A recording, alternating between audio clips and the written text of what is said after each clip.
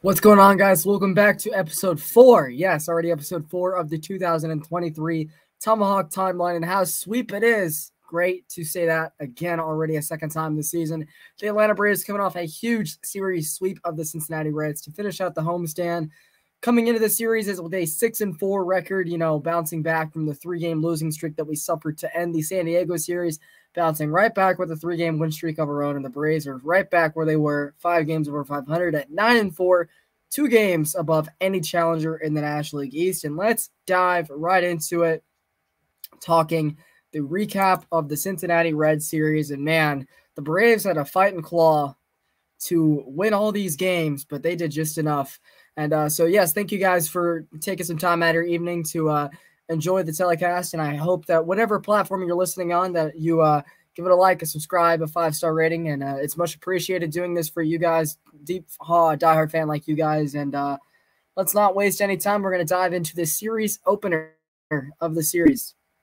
If anybody, also one last thing, if you would like to follow me on Twitter, for any in-game Atlanta sports tweets, including the Atlanta Braves, make sure you guys follow me at Newsome Sports ATL. For those watching via the video platform, you can see it right under my name on the stream. Newsome Sports ATL. Make sure to give me a follow, and I'll follow you back.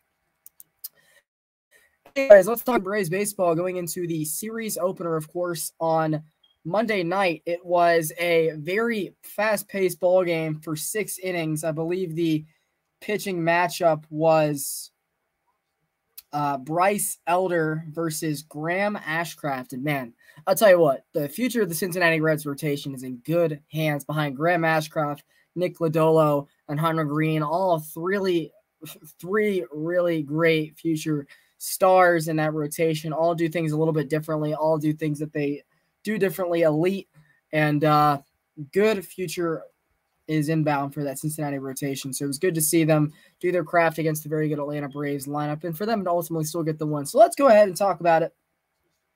Game 1 of the opening series, as I said, it was a very slow game, but it was very fast-paced with how it was going because there was no scoring until the bottom of the 6th inning of Game 1. Austin Riley led off the inning with a single into right field off the end of the bat, and his teammate was there to back him up. Sean Murphy doubling into the deep left field corner. Ron Washington, knowing how bad the Braves had been with runners in scoring position the last couple of nights, did not hesitate to give Austin Riley the green light. So Austin Riley would come chugging home.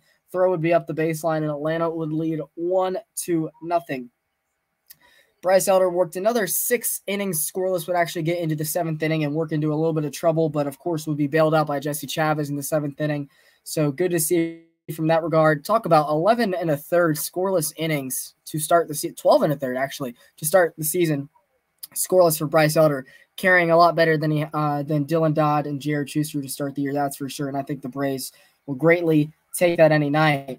Bottom of the 7th inning, it was 2 on and 2 out for Atlanta, and the Reds brought in Reaver San Martin to face Matt Olson, lefty-lefty, to try to get out of the jam. He would walk him on 4 or 5 pitches, allowing Austin Riley to come to the plate. And before he could really get himself into his own at-bat, a pitch would be spiked to the backstop, and Orlando Arcia would come charging in to score, making it 2-0 Atlanta in the 7th inning, a huge insurance run to be given to Nick Anderson going into the 8th inning.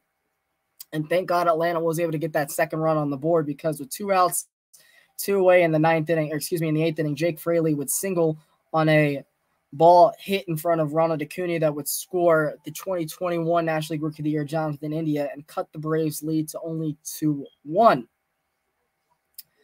But flashing forward to the bottom of the 8th inning, Atlanta would get one back with Ozzie at second, 2 away. Orlando Arcia would single on a line drive over the head of the shortstop over towards Will Bunsen and left field, and put Atlanta back up 3-1 and get that run immediately right back. So with how A.J. Minter had thrown the ball all season, you think that Atlanta would just immediately be able to get the game shut out and go home happy with a 3-1 victory, and that exactly wasn't the case. Honestly, not the greatest decision by Brian Snitker to pitch A.J. Minter in the 9th inning of the blowout Sunday night. I think he pitched in the 8th or the 9th inning in that game when Atlanta trailed 10-2, and you could see it clearly cost him bullets. And he would end up blowing the save in the 9th inning. A leadoff single or walk would end up being a almost home run by I believe it was Stuart Fairchild. Kevin Pillar was this close to robbing him of anything in the at-bat, but it would go on to be a RBI triple, scoring Will Myers via the leadoff walk, and Cincinnati would cut it to 3-2 in Atlanta. Of course, with a guy at third, nobody out, it's hard to keep him in, and Spencer Steer would single on a ball right in front of Eli White and Ronald Acuna in no man's land, and Cincinnati would immediately tie the game, but thank the Lord, AJ Minter was able to calm down, get 3 outs quietly, and Atlanta would have a chance to walk it off in the bottom of the ninth, and they were unsuccessfully able to do it. So very quiet game for 6 innings and change before the offense started to slowly turn it back on towards the end. It would take extra innings where Dylan Lee would come on and give up the unearned run via the ghost runner at second base. Jose Barrera would come around and score via Jonathan India single into right field. And it looked like the Reds were going to steal a game from Atlanta, and Atlanta did not lose 4 games at home at all last season at all. Excuse me. Atlanta did not lose 4 games in a row at home during the 2022 campaign. I don't even think they lost 4 games in a row in the entirety all season. I think they were the only team to not get swept in any series last year.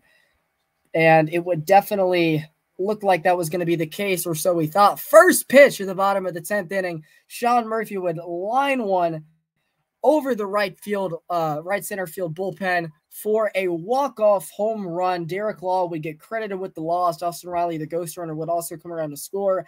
And the Braves, with their second walk-off and second home victory of the season, starting the series on a great note. What a performance from Sean Murphy. Definitely his best game. And it's great to see after, Travis Arnaud still being on the concussion protocol for a couple more days. It was really needed for Sean Murphy to have the performance he did, and finally, maybe it's a blessing in disguise seeing Travis get hurt, just allowing Sean Murphy to get more reps behind the catcher, knowing that there's nobody watching over his back, even though I'm sure they're friends at the end of the day.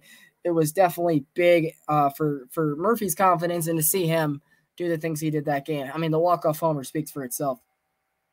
But again, a great pitcher's duel, 6 innings of two-run ball for Graham Ashcraft, 7 strikeouts, 6 innings of no-run ball, 6 hits, 7 strikeouts for Bryce Elder, who would actually get an out in the 7th inning as well. The Reds would out-hit the Braves 12-10 in this one, would actually have an extra base in the ball game as well. No errors for either team, so a very clean ball game, but of course Atlanta would get the knockoff blow to win the series opener 5-4. And it would set up a more interesting second game. And waiting on my MLB wrap to pull up. It was Luis Cessa versus Kyle Wright in his season preview. Luis Cessa, of course, coming over from the Yankees in a trade just a couple years ago. The Yankees bullpen has been kind of thrown into the starting rotation, being that he has a little bit of length. And it was a high-scoring affair, to say the least. Kyle Wright was only able to go 3 innings after working into a big 3rd-inning jam. And, damn, this thing won't load.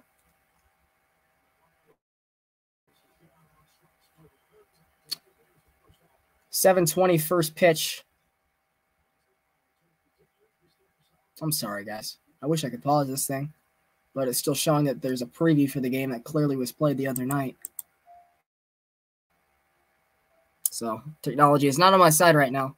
But while it loads, I'll try to give you the information that I do remember off the top of my noggin, which of course was Kyle Wright was only able to go 3 innings in this one, while Luis Cessa, I believe, was able to go 5 or 6. And here we go, finally. Sorry about that. I'm sure I lost all my viewer retention. For those of you that are still listening, I greatly, greatly appreciate it. Not being able to pause these recordings is clearly going to be an issue in the long run. So, yes, it was Game 2 of the series with the Cincinnati Reds. Atlanta would go on to win this one 2 by a final score of 7-1, as we talked about these one-run victories. I did not see the entirety of this ball game. I watched, I would say, a majority of it, but the Hawks playing game was also on that night, so I had to duel my attention span. And I did catch the majority of it, but if I am wrong on anything, please be willing to let me know down in the comments below. Getting into the scoring, of course, in this ballgame, Matt Olson in the bottom of the first would waste no time hitting the hardest home run ball of his career at 120 miles an hour off the bat into deep center field for a 448-foot moonshot to put the Braves up 1-0, 2 batters into the first inning. Top of the third inning, Kyle Wright, you could see definitely still had a little bit of command issue, a little bit of his first game back was definitely not quite ready. Maybe Atlanta could have used one more week of him and Gwinnett, but being how Dodd and Schuster had pitched, and with Max Fried still on the injured list, Atlanta definitely rushed the cause and thought they could get him a start early, and it would come back to nip him in the third inning with Tyler Stevenson scoring off a hit by pitch and Spencer Steer allowing 2 runs to score. It looked like a play that Ozzie Albies had to hurry, and if it was an accurate throw, which I don't blame him for this at all, it would have ended the inning at 1-1. I think it was a double play that they tried to turn, either that or it was a diving play to his left, and he had to hurry it to Matt Olson, and the throw wasn't perfect. He was rushing, and it would get by Matt and would also allow Jake Fraley to come around and score and make it 3-1. And it would get even worse with another base on balls to walk in Tyler Stevenson. So he walked his 2 legs all the way around the base pass, and it would be 4-1, and that would be the end of Kyle Wright after, working into a lot of trouble in that third inning. So all of a sudden, the Braves are looking up at the scoreboard, seeing themselves down 4-1, and they knew it. They immediately had to go put work back in, and they would do just that. 2 batters into that bottom of the frame. It would be a Sam Hilliard leadoff double, and Ronald Acuna would bring him in. First of all, respect to Sam Hilliard. He's been great in fill-in for Michael Harris, and even in the starts that he's had in Azuna's place late in the game as well. Sam Hilliard has been a great addition to the Braves so far for sure. Acuna would bring him in via a line drive into center field to immediately make it 4-2. And just an inning later, Ozzie Albies would hit one into the chop house for the 100th of his young major league career. Ozzie's plate discipline is definitely not there yet. I don't know if it really will ever be as a major league hitter, but he definitely still has 30 home run potential. Can still have 40 bases. Definitely worth the $5 million the Braves are playing him. Gold Glove second baseman. Love Ozzie. And he would hit this one into the chop house, scoring Sean Murphy to tie the game at 4-4. And I'm seeing the picture frame of them fist bumping, and it's just funny to see how short Ozzie is compared to how big and broad Sean Murphy is. It was definitely the funny arm lock there. Fourth inning as well, Sam Hilliard would double in Marcell Ozuna, who would have his first non-hit via home run, his 3rd hit of the season. Sam Hilliard would double into left center field on a line drive that would get to the wall, and Ozuna would book it around to score to make it 5-4 Atlanta. And we would also tack one on in the 5th inning with Orlando Arcia avoiding a double play to end the inning. Atlanta had bases loaded, nobody out, and it looks like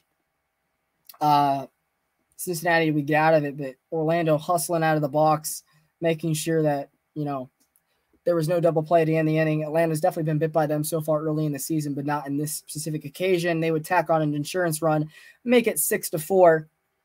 And again, in the 7th inning, Orlando Arcia would grind into a force out. But not everybody, they would not be able to turn the double play on him. It would allow Sean Murphy to come around to score, and Atlanta would have to keep it there, but it would be a 7-4 lead going to the 8th inning, which was good insurance indeed. Atlanta would turn the ball over to Joey Jimenez in the 8th inning, and he definitely hasn't had the prettiest of starts, and he's someone I'm rooting for a lot this year. The Braves traded Justin Henry Malloy, their top position prospect, one of their first moves in the offseason, getting him from Detroit, who was really good for that Tigers bullpen for what it was worth the last couple of years. And to see him struggle this early is not a great sign. He's someone I definitely want to have a good year, so the Braves extend him and show that trade could be win-win if Malloy does turn out to be a beast for the Tigers. I think he'll end up being. My goodness. Language is tough, that's for sure.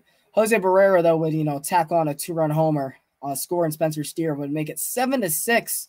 Cincinnati going to make things a little bit more scary, but thankfully Joey Jimenez was able to buckle down, get out of the inning, and being that, AJ Minter was unavailable after the blown save the night before and pitching in Sunday's ball game, this is the Tuesday night when we're talking about, it would be Nick Anderson on to get the save, and he would get his first. Really love that pickup so far. But, man, the Braves really had a hard time getting Jake Fraley out in this series. Him and TJ Friedl were Barry Bonds and Sammy Sosa at the plate for the Braves pitchers. Final line score, of course, in this ball game, the Braves will go on to win it 7-6, out hitting the Reds 11-8, out homering the Reds 2-1, total basing them 19-13.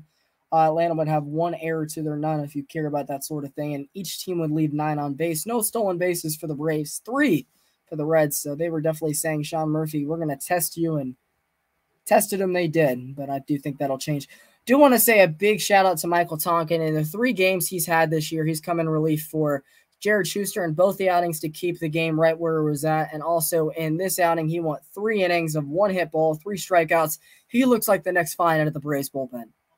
Of course, during the COVID season, the Braves found Tyler Matzik off the street, off indie ball, and he's been really good. And I know we'll get him back from Tommy John next year. And Jackson Stevens was kind of in a similar boat last year after Spencer Strider went to the rotation. You kind of needed that long reliever, mop up, extra innings guy. And Jackson Stevens was great in the clubhouse and was great at that role last year. Of course, he's in Gwinnett, trying to work his way back to the majors if possible this year. But Michael Tonkin had a really good end of spring and has been really great for us so far this year. The Braves bullpen doesn't quite have that long reliever that we would like as of right now, but Michael Tonkin has put himself in a great spot if he continues this pace throughout the next month or two to maybe be the long reliever / extra inning arm for the length of the season. So, of course, Atlanta would go on to win this one 7-6 and set themselves up with a chance for the sweep on Wednesday evening.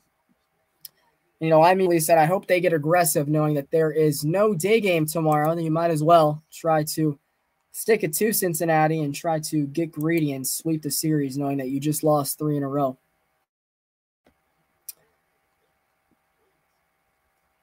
And, of course, my thing shows that it's still a preview for as I am recording this on April 13th. I'll make sure to reopen my MLB website for the recap for the Royal Series. That's my apologies, guys. Finally got it pulling up here. In this matchup, of course, it was Spencer Strider on the mound against Hunter Green. And going into this one, I didn't think there'd be a lot of guys on base. I thought there would be a lot of strikeouts, a lot of 100-mile-an-hour pitches. Matchup, two sophomore-year right-handed fireballers, Hunter Green and Spencer Strider. And I did not expect the offense that we got in this outing, that's for sure. We'll jump into it here, of course, on another 7:20 first pitch. Tyler Stevenson, 2-strike hit would come back to bite Spencer Strider with a single into right field that would score TJ Friedel and Jonathan India to put Cincinnati up 2-0 early. And then in the bottom of the second, Atlanta would answer back, loading the bases up with nobody out. Hunter Green looked like he was going to get out of the jam with an easy strikeout on Marcell Ozuna and Sam Hilliard, but the lineup would turn over for Ronald Acuna, and he would put one through the shift into the outfield, a ball that probably would have been for an out in 2022, but not to be in that evening, tying the game up at 2 apiece, scoring Ozzie and Orlando Arcia, and Atlanta would tie it up immediately. Third inning, though, Spencer Strider's pitch count would immediately get high again. There was 2-1, nobody out to start the inning, and it looked like he might have had a big strikeout of Jake Fraley to get his first out of the inning, but it ended up being called a balk, reversing the strikeout and putting guys at second and third, nobody out. He would end up walking Jake Fraley. So instead of having guys at first and second, 1 out, ended up being bases loaded, nobody out. And they would get a pop-up, no advancement, and a double play ball that looked like it was going to be tough to turn no matter what. It was a fast runner, Will Myers, running down the first baseline, but also a ball that was a 3-chopper that Ozzie was going to have to flip to Arcia then to just get the guy at first. And they didn't have a chance at it. Ozzie would end up bobbling the ball and just going to first either way, and Strider would limit the damage there. But that balk would come back to be the decider on Jonathan India scoring the run in that third inning, putting Cincinnati back up 3-2. Immediately in the bottom of the third inning, though, just like in the series opener, it was back-to-back doubles by Austin Riley and Sean Murphy to tie the game at 3 apiece. And it would stay that way for quite a while till the 7th inning where Spencer Strider was able to settle down, get 5 innings, which is huge for the Atlanta bullpen. They, this is their first off night as I'm recording on the night of the 13th. Their first off night since the second day of the season when they had their off day in the middle of that national series. The bullpen has been taxed 12 straight days with 3 pitchers on the IL, including 2 of their own. Iglesias and McHugh are not available from the bullpen. So it has been a job well done, to go through St. Louis and San Diego and still have to finish off a series versus a pesky Cincinnati lineup in its own right. And they did just enough Lucas Lefke would come on and have a scoreless 6. Would work into a little bit of trouble in the 7th inning. Would go lefty-lefty versus TJ Friedel with a guy on second, 2 out in the 7th inning, and he would line it back up the middle in the center field for a base hit, easily scoring Luke Maile, and would put Cincinnati back up 4-3. But thankfully, the Braves would answer right back with another Ronald Acuna RBI, singling past Jake Fraley, scoring Sam Hilliard to tie the game up with nobody out in that inning. And the hero of the 2021 NLCS in the bottom of the 8th inning hit a ball at his eyeballs into the Atlanta bullpen. Eddie Rosario putting Atlanta up 5-4, giving Atlanta the first lead of the night in the 8th inning. And AJ Minter would come on for a much better 9th inning, would have a leadoff walk, but would go on to set down the last 3, including a strikeout of Jonathan India to end the night. And Atlanta would finish the sweep with a final score of 5-4. Of course, Spencer Strider, 5 innings of 3-run ball. He did say that he was trying to pace himself a little bit better, and his velo has kind of come back down a little because of it. He's been at 96, 97 instead of the 100, 101 we saw out of him last year. And you could see when Rick Kranitz came out for a 4th inning mound visit, which would light a fire under Strider, allowing him to get the velocity back up and the strikeouts back up in the last couple innings. And he said it in his post-game presser that I, quote, have been trying to extend my outings, trying to pace myself, and he lost a little bit of velocity because of it. And I don't think the Braves are really willing to sacrifice that from Spencer Strider. They want this guy to go 6 innings. He can still go 6 innings throwing 100 miles an hour if his command is there, and it hasn't been so far to start the year. Thankfully, he was able to get through 5 innings and qualify. He did not end up getting the victory tonight, but was able to do just enough to keep the Braves in the game. Hunter Green, though, on the other side of things, went 6 innings, allowing 3 runs of his own, but 10 strikeouts. He definitely had a good bounce back couple innings too after the first 3 innings on the scoreline. So not the amount of strikeouts and the amount of base runners I expected going into this matchup, but it ended up being a fun game in its own right. Atlanta winning 5-4, out hitting Cincinnati 9-6. The one homer on the night was Eddie Rosario's solo home run in the 8th inning, the game-winning home run. Atlanta was all over the base pass, 16-6 with 2 stolen bases to Cincinnati's none. Both leaving 6 on with no errors apiece, so clean ball game from the fielding aspect. But Atlanta would go on to finish the sweep and improve to 9-4. So now we're going to talk about what's next, including the storylines that came from this game. And going back to the series finale, Orlando Arcia in the 3rd or 4th inning would take a 98-mile-an-hour Hunter Green fastball to the wrist, was not able to get out of the way just in time, and it looked like he was going to be okay. Orlando Arcia was able to stay in the game, run the bases that half inning, then played that top half of the next inning. Eventually would have to come out similar to what happened to Travis Arnell. Not that it was a concussion, but the fastball definitely was swelling up and was giving Orlando pain. He would go in for an MRI, and all of Braves Twitter, all of the social media pages would tweet out that Orlando Arcia's X-ray was negative. Huge sigh of relief, right? Looks like the Braves, who have not been able to avoid the injury bug at all to start the season, we're going to be able to finally get a little break with Arcia, who's been playing so well. You got Shoemake and Grissom, who Shoemake's definitely been the better defender so far in AAA as advertised, and Grissom's been the better hitter, but not as clean defensively as advertised. Kind of what we've expected out of the 2 prospects that did all they could to make the team out of Northport, but ultimately are still in Gwinnett to start the year. Arcia had been great. It looks like the Braves, he has done everything the Braves had needed to. He was making plays in the infield. He was hitting the ball out of the yard, hitting RBIs, having good plate discipline at the plate, being the clubhouse guy that they love him as. And it looked like the Braves had finally gotten a break, seeing that he would not miss time. But in Braves fashion, the day later, it would come out that he did end up having a mini fracture in his wrist that would require an injury-less stint. And it wasn't announced until tonight, so that's the reason I'm glad I am recording this on the evening of the 13th instead of the evening after the series finale, that Orlando Arcia is on the injured list, and Vaughn Grissom has officially been called up to Gwinnett to play shortstop. Of course, you still have Adrianza as well if needed for a game or two here or there. So it is officially Vaughn Grissom season once again. I didn't think we'd see him until June 11th for service time rollover, but it has been played on the Braves' hands now. Of course, they're not going to bring up Charlie Culberson in this sense, and they're not going to bring up Shoemake either. It was going to be Grissom all the way, of course, with Adrianza there to back him up. And just a tough break. Like, Vaughn has been hitting well. I wouldn't be surprised if it continued. With the buzz with how Marcell Ozuna has, He's had 3 hits on the year, 2 homers in that one single we talked about earlier that Hilliard would score him on, hitting .080. The ballpark's booing him.